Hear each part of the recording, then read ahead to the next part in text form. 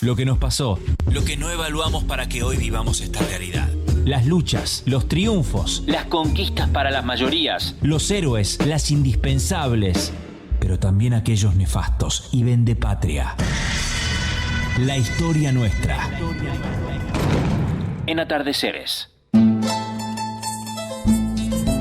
Profesor Santiago Domínguez, buenas tardes. ¿Cómo le va, señor? Buenas tardes, ¿cómo están ahí a todos y todas? Saludos ahí en la mesa. Muy bien, muy bien. Fuerte abrazo. En nombre de los 3 profes de historia que tenemos, mil gracias por este año. Mes a mes hemos hablado de historia con diferentes efemérides o hechos históricos importantes, de un lugar también diferente. Así que mil gracias, Santiago, antes de arrancar la columna de hoy, ¿eh? No, gracias a vos y ahí a la producción por brindarnos el espacio, pero hablo en nombre de Diego y de Francisco también. La verdad que es una alegría y un orgullo enorme de participar.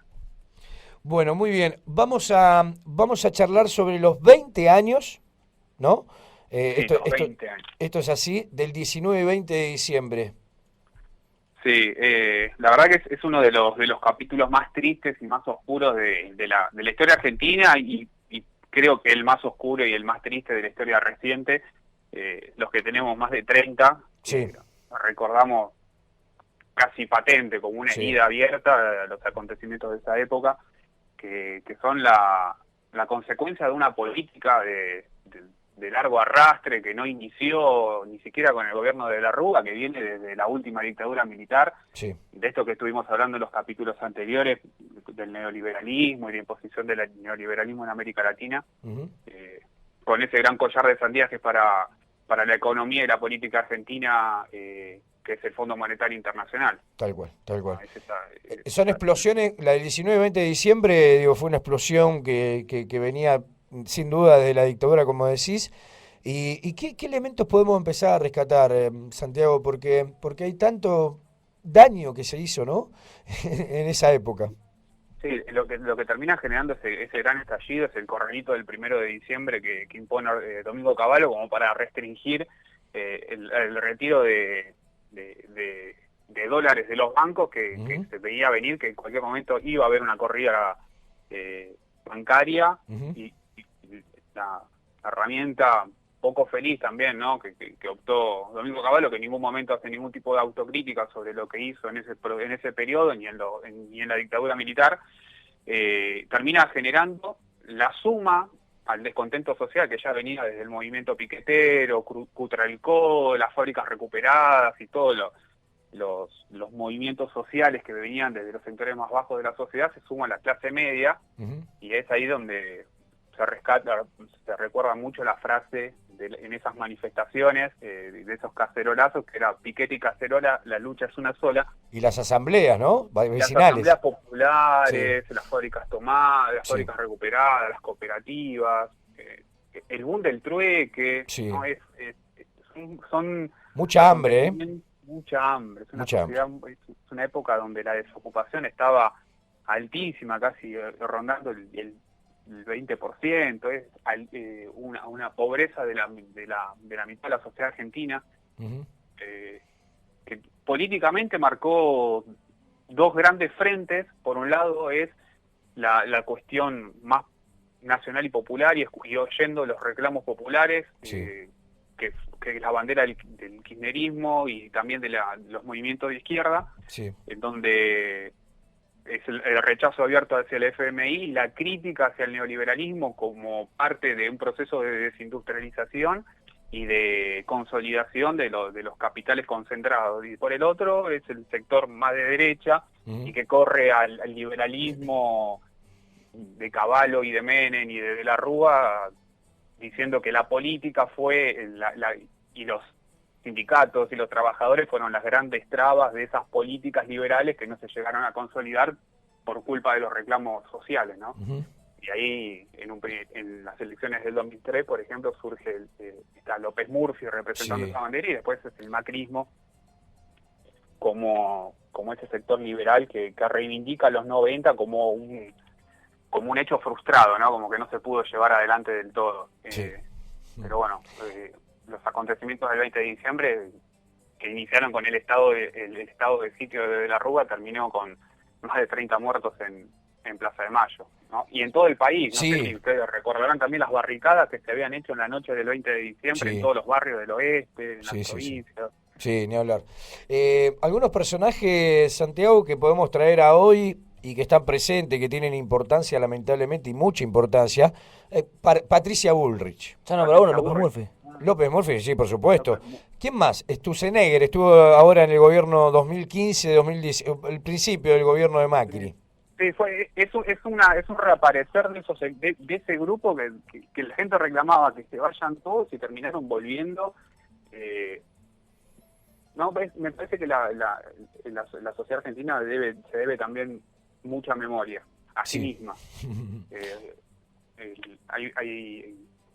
Hay mucho olvido de sectores que fueron víctimas, ¿no? Porque la clase media argentina fue una de las grandes víctimas, ¿no? Con la especificación a 1.40 de los ahorros. Sí. Y los grandes beneficiarios de todo esto fueron los grupos concentrados que les especificaron las deudas dolarizadas, que de donde habían sacado créditos en dólares, no solo a los bancos argentinos, sino a la banca extranjera, y terminaron haciendo una diferencia económica enorme, porque la diferencia la terminaron pagando todos los contribuyentes argentinos. Sí. Santiago, ¿por qué este problema de la no memoria de la población? ¿Tenés alguna idea? Digo, pasaron 20 años, no es mucho tiempo. Es muy reciente, y estos personajes vuelven a aparecer. Sí, pero la Argentina está muy marcada históricamente por la polarización, sin mucho análisis, ¿no? Porque es una cuestión casi de fanatismo o de odio, ¿no? Y creo que tiene que ver mucho con esa historia de la Argentina que se marca desde los unitarios o federales. La grieta no es reciente, ¿no? El porteñismo y el federalismo nacional y extranjero, Braden o Perón, y viene desde ahí la desmemoria, porque tiene que ver no con una desmemoria, sino con un fanatismo o un odio hacia el otro, o un fanatismo propio. Yo lo siento desde ese lado, es casi irracional, ¿no? ¿Por qué la clase media termina votando a sectores de la derecha que los perjudica económicamente, ¿no? No hay mucho que analizar para entender, por ejemplo, cómo los ahorristas o la clase media se perjudicaron con la devaluación de los últimos 4 años. Sin duda. Los últimos 6 años, ¿no? 6 años, claro. Sí, 6 años. Perdón, Santiago, pero estoy pensando tantas cosas ahora que me trajiste con la columna de hoy.